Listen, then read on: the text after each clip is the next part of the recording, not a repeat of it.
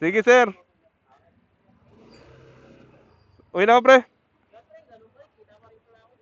Hindi, ano yan. Pwede namang i-hide yan eh. Tanggalin. Oo. Hindi pa. Ganda din presyo, pre. Sige, pre.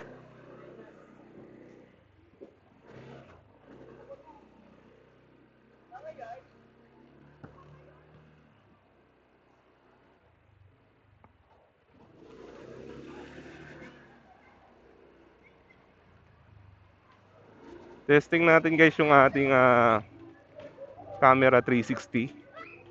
Yung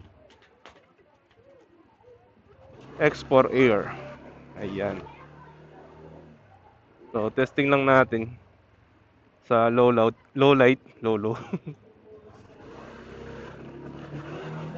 Sa low light niya guys. Wala akong ginalaw na settings diyan. Yan pa rin yung settings niya. Yung pagka-open ko ng camera. Yun at yun lang yung settings na ginamit natin. Pagka hindi maganda yung copy niya, mag-a-adjust tayo. Manunod tayo ng tutorial ng adjustment ng settings ng low light. Ayan.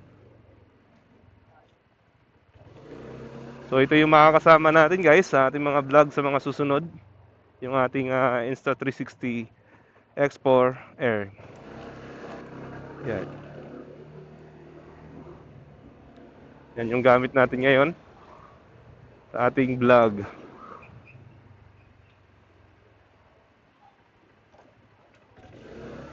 So thankful talaga tayo dahil may dumating na blessings sa atin at ayun, matagal na natin pinapangarap tong camera na to guys eh.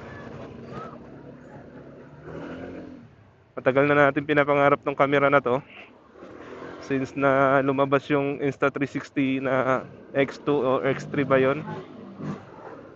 And then ito, X4 Air. Gusto sana ng kapatid ko yung X5 or X4 na isa. Yung X4 lang, hindi Air. Eh medyo mabigat kasi yun eh. Malaki siya. Mas maganda tong X4 Air kasi gawa ng magaan lang. Lightweight. Ayan.